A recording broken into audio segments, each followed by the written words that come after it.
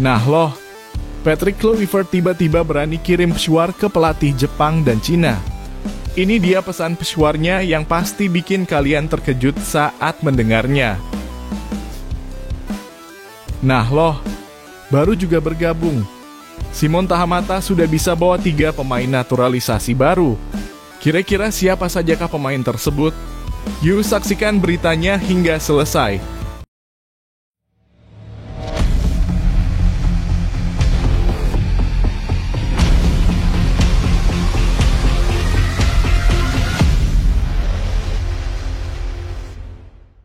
Mohon subscribe channel Timnasku Indonesia agar tidak ketinggalan informasi Timnas Indonesia. Stefano Lillipali layak sebagai pengganti Marcelino.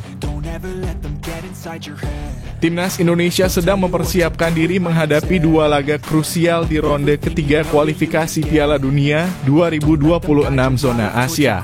Lawan yang dihadapi bukan sembarangan Cina dan Jepang, 2 tim tangguh yang tentunya akan memberikan ujian berat bagi skuad Garuda. Menariknya, nama Stefano Lillipali kembali muncul dalam daftar pemain yang dipanggil oleh pelatih Patrick Kluivert. Pemanggilan ini terbilang mengejutkan mengingat Lillipali terakhir kali memperkuat Timnas Indonesia pada tahun 2023 dalam laga melawan Burundi.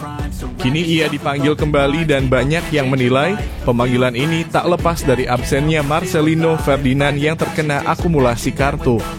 Sosok Stefano Lillipali memang bukan pemain sembarangan. Di usia 35 tahun, ia masih menunjukkan performa konsisten bersama Borneo FC di Liga 1 Indonesia. Meski bukan lagi pemain muda, pengalaman panjang Lillipali baik di dalam negeri maupun saat berkarier di Eropa dan Jepang menjadi nilai lebih yang bisa sangat berguna untuk skuad asuhan Kluivert. Ia dikenal sebagai gelandang kreatif yang bisa memainkan banyak peran, baik sebagai playmaker maupun gelandang serang. Ini adalah peran yang kerap dimainkan oleh Marcelino Ferdinand selama membela timnas. Bila kita bandingkan dari sisi pengalaman, Lillipali jelas lebih unggul. Ia pernah memperkuat klub-klub Eropa seperti FC Utrecht, Almere City, dan SC Cambuur, serta sempat mencicipi kompetisi di Jepang bersama Consadole Sapporo. Catatan statistiknya pun mengesankan, total 86 gol dan 80 assist selama berkarier di level klub. Untuk Timnas Indonesia, ia telah mengoleksi 35 caps dan menyumbang total 6 gol serta 9 assist. Bandingkan dengan Marcelino yang meski bersinar di level Timnas dengan 18 gol dari berbagai kelompok umur, namun baru memiliki 8 gol dan 9 assist di level klub. Namun tentu saja membandingkan Lillipali dan Marcelino tidak hanya soal angka. Marcelino adalah simbol regenerasi timnas, pemain muda potensial yang terus berkembang dan menjadi tumpuan masa depan. Namun absennya Marcelino di laga kontra Cina membuka peluang bagi Lillipali untuk membuktikan bahwa usia bukanlah penghalang. Justru pengalaman dan ketenangan Lillipali bisa menjadi faktor penentu di laga penting seperti ini. Ia bisa menjadi pemimpin di lapangan yang mampu menjaga tempo permainan dan memberikan umpan-umpan matang kepada lini depan. Pernyataan Lillipali kepada media juga menunjukkan sikap dewasa dan positif. Ia mengapresiasi kualitas para pemain muda dan tidak melihat mereka sebagai saingan, tetapi sebagai bagian dari proses membangun tim yang kuat. Menurutnya, kombinasi antara pemain berpengalaman dan pemain muda adalah sesuatu yang baik bagi timnas. Hal ini sejalan dengan filosofi pelatih Patrick Kluivert yang tampaknya ingin memadukan kekuatan muda dan pengalaman dalam satu tim yang solid. Jadi, apakah keputusan Kluivert memanggil Lillipali merupakan langkah tepat? Apakah Lillipali masih layak untuk bersaing di level internasional? Dan yang paling menarik, mampukah ia menjalankan peran yang biasanya diisi oleh Marcelino Ferdinand? Pertanyaan-pertanyaan inilah yang kini sedang ramai dibicarakan oleh publik sepak bola Indonesia. Nah, menurut kalian, apakah Stefano Lillipali memang layak menggantikan Marcelino Ferdinand di laga melawan Cina nanti? Atau sebaiknya Timnas Indonesia memberi kesempatan kepada pemain muda lainnya? Yuk tuliskan pendapat kalian di kolom komentar. Jangan lupa like, share, dan subscribe untuk update berita terbaru seputar Timnas Indonesia.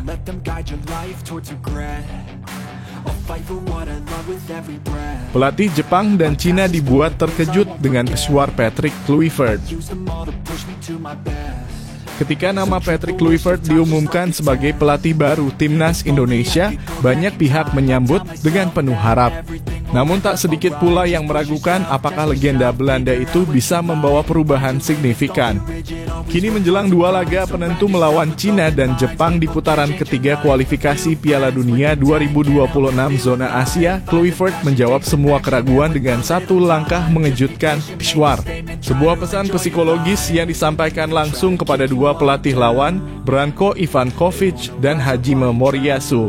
Sebuah manuver yang sangat jarang dilakukan oleh pelatih timnas sebelumnya, apalagi secara terbuka dan penuh kepercayaan diri.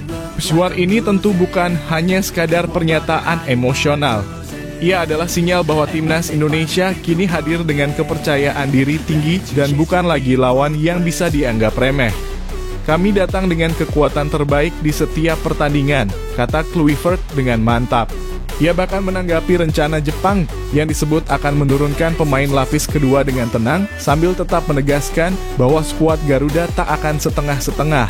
Ini bukan hanya tentang bermain bola, ini soal membangun atmosfer, membuat lawan berpikir 2 kali sebelum meremehkan Indonesia. Tak pelak pelatih Cina dan Jepang pasti terkejut melihat bagaimana seorang Kluivert memainkan perang urat saraf sebelum peluit pertama dibunyikan. Penegasan ini terasa semakin kuat ketika gelar pelatih terbaik sepanjang masa Timnas Indonesia diberikan langsung oleh anggota ex-Co PSSI, Arya Sinulinga. Sebuah pengakuan resmi yang membuat posisi Kluivert tidak hanya kuat di dalam tim, tapi juga di hadapan publik sepak bola nasional. Menerima gelar tersebut bukan tanpa alasan. Kluivert datang dengan rekam jejak luar biasa, pengalaman melatih dan bermain di klub besar Eropa, serta kemampuan membaca permainan yang tak diragukan. Jika dulu timnas sering berganti pelatih tanpa arah jelas, kali ini arah itu sudah ditemukan dan nahkodanya tahu betul kemana kapal harus berlayar. Keyakinan bahwa Indonesia akan meraih 6 poin dari 2 laga tersisa bukanlah angan-angan kosong. Dengan materi pemain terbaik yang dimiliki saat ini mulai dari Tom Haye, Emil Audero, hingga Stefano Lillipali yang kembali dipanggil Timnas Indonesia punya kedalaman skuad yang kuat dan variatif.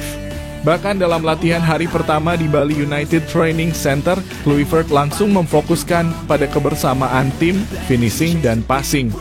Ini bukan persiapan biasa. Ini adalah persiapan menuju kemenangan mutlak.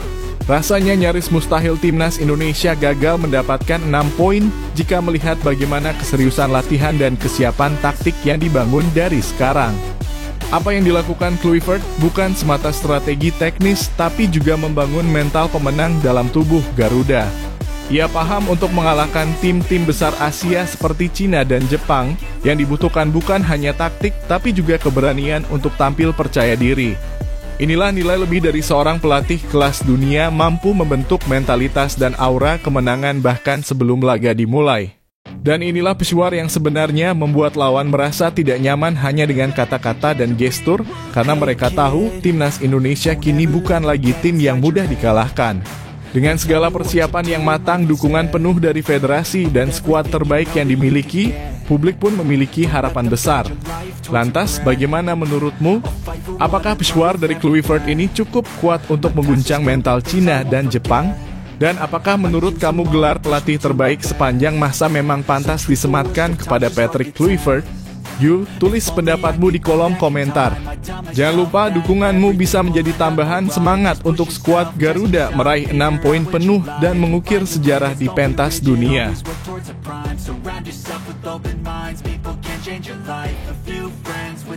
Timnas Indonesia datangkan 4 pemain naturalisasi lagi. Benar-benar di luar dugaan. Ketika seluruh sorotan publik tengah mengarah ke laga panas antara Timnas Indonesia Putra melawan Cina dalam lanjutan kualifikasi Piala Dunia 2026, PSSI secara mengejutkan mengumumkan langkah strategis yang tak kalah besar, kedatangan 4 pemain naturalisasi baru untuk Timnas Putri Indonesia. Momen ini begitu tak terduga dan langsung mencuri perhatian banyak pecinta sepak bola tanah air. Di tengah euforia persiapan tim putra yang sedang dipimpin oleh Patrick Kluivert, keputusan ini seperti petir di siang bolong yang membuat publik bertanya-tanya ada apa di balik strategi diam-diam PSSI ini. Langkah mengejutkan ini diumumkan usai pertemuan Ketua Umum PSSI, Erick Thohir, dengan Komisi 10 dan 13 DPR RI pada Senin 26 Mei 2025. Dalam pertemuan itu disepakati bahwa 4 pemain muda berbakat dari Belanda akan segera menjalani proses naturalisasi untuk memperkuat skuad Garuda Pertiwi. Keempat nama tersebut adalah Iris Joska de Roo dalam kurung, kiper Felicia Victoria de Seu dalam kurung, gelandang serang Isagu Usjewards dalam kurung, penyerang, dan Emily Julia Fredericana Hon dalam kurung, bek tengah. Mereka semua bermain di level kompetisi tinggi di Belanda dan rata-rata masih berusia di bawah 20 tahun. Jelas, ini adalah investasi masa depan yang luar biasa bagi timnas putri. Tidak bisa dipungkiri sejak keberhasilan pelatih Satoru Mochizuki membawa timnas putri menjuarai Piala AFF 2024, perhatian terhadap sepak bola wanita di Indonesia semakin meningkat. Namun keputusan PSSI untuk menambah kekuatan justru datang di saat yang tak diduga-duga, saat masyarakat tengah fokus ke pertandingan krusial tim putra. Ini bukan hanya soal penambahan pemain, tetapi juga pesan bahwa PSSI kini menaruh perhatian besar secara seimbang antara tim putra dan putri. Sebuah strategi yang patut diapresiasi. Erick Thohir secara terbuka menyampaikan rasa salut dan terima kasih kepada semua pihak, termasuk Presiden Prabowo Subianto, Kemenpora, Kemenkumham, dan pimpinan DPR RI yang telah mendukung langkah cepat ini. Ia menegaskan bahwa keempat pemain tersebut akan menjadi pilar penting dalam sejumlah turnamen besar yang sudah menanti, seperti kualifikasi Piala Asia Wanita 2026, semifinal ASEAN Women Championships 2025, dan SEA Games 2025 di Thailand. Melihat padatnya jadwal dan tingginya target yang dipasang, kehadiran amunisi tambahan dari luar negeri adalah hal yang masuk akal.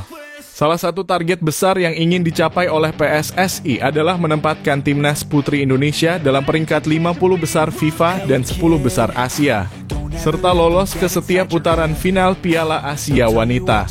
Bahkan lebih jauh, ada mimpi besar yang dicanangkan tampil di FIFA Women's World Cup 2035. Tentu mimpi ini tidak bisa dicapai hanya dengan materi pemain lokal saat ini, apalagi minimnya kompetisi reguler putri di tanah air. Maka dari itu, naturalisasi ini adalah langkah realistis dan terukur yang perlu dukungan semua pihak. Menariknya, 4 pemain ini mencakup semua lini dari kiper, lini belakang, tengah, hingga depan. Artinya, pelatih Satoru Mochizuki akan mendapatkan tambahan kekuatan merata di setiap sektor permainan. Ini tentu memberi keuntungan besar, terutama di tengah persaingan yang makin sengit di kawasan Asia. Lebih dari sekadar naturalisasi, ini adalah bentuk pembenahan menyeluruh yang disusun matang dan strategis. Sinyal bahwa PSSI sedang benar-benar serius membangun pondasi sepak bola putri. Yang patut kita soroti juga adalah keberanian PSSI dalam mengambil keputusan di waktu yang sangat sibuk dan penuh tekanan. Bisa jadi ini juga bagian dari strategi pengalihan tekanan publik terhadap performa tim putra dengan memberi kabar baik dari tim putri. Namun apapun alasannya, langkah ini layak mendapat pujian. Kini tinggal menunggu proses keabsahan mereka disahkan secara resmi lewat rapat paripurna DPR, diteruskan ke Setnek, dan terakhir mendapatkan kepres sebelum mereka resmi berseragam Garuda. Bagaimana menurut kamu, apakah keempat pemain naturalisasi ini akan langsung berdampak besar bagi timnas putri?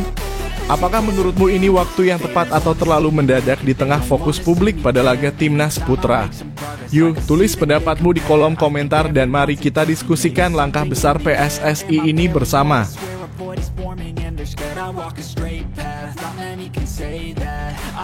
Baru juga bergabung, Simon Tahamata sudah bawa 3 pemain untuk gabung timnas Indonesia.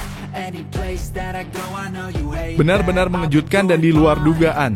Baru juga diperkenalkan sebagai Head of Scouting Timnas Indonesia, Simon Tahamata langsung membuat gebrakan besar. Sosok legendaris keturunan Maluku ini tak butuh waktu lama untuk menunjukkan pengaruhnya. Baru bergabung, Tahamata langsung membawa 3 nama pemain keturunan yang berpotensi besar untuk memperkuat timnas Indonesia di masa depan. Langkah ini menjadi angin segar bagi skuad Garuda dan menandai dimulainya era baru dalam perburuan talenta diaspora yang lebih serius, lebih terarah, dan tentu saja lebih menjanjikan. Sebagai mantan bintang Ajax dan Standard Liga, jaringan Eropa milik Simon Tahamata tak diragukan lagi. Pengalamannya selama puluhan tahun di dunia sepak bola Eropa, terutama di Belanda, menjadikannya figur kunci dalam misi merekrut darah-darah Indonesia yang selama ini tersembunyi di luar negeri. Nama-nama seperti Tristan Gooijer, Pascal Struijk, dan Miliano Jonathans kini mulai menguat, bukan hanya sebagai rumor, tapi sebagai calon nyata yang sedang dijajaki untuk memperkuat skuad merah putih. Tristan Gooijer adalah contoh pertama dari gebrakan ini. Pemain muda kelahiran 2004 ini merupakan bek tangguh yang merupakan lulusan Akademi Ajax, salah satu akademi terbaik dunia. Saat ini ia bermain di PEC Zwolle meski sempat diterpa cedera lutut di awal musim.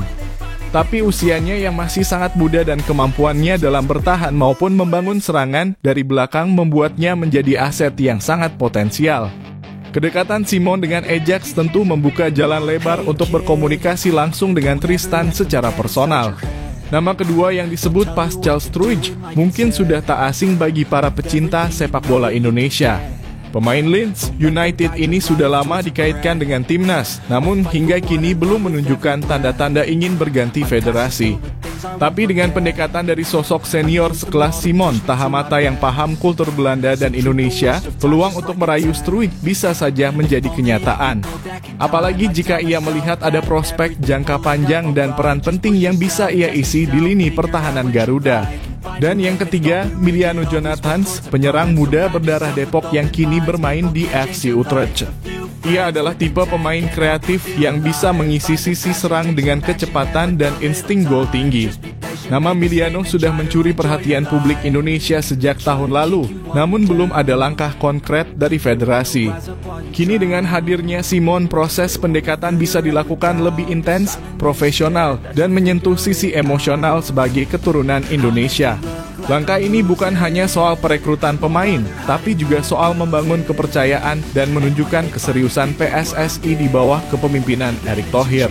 Penunjukan Simon Tahamata seakan menjadi pesan kuat bahwa Indonesia tidak hanya ingin bersaing di level ASEAN, tapi juga mulai mempersiapkan fondasi menuju level Asia bahkan dunia.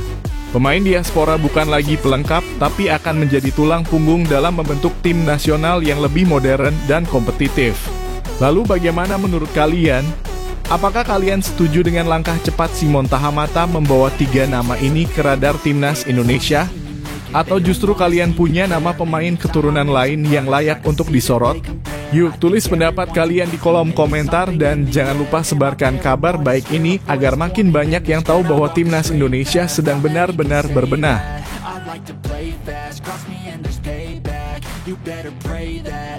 Patrick Kluivert panggil pemain berbakat di skuad Garuda.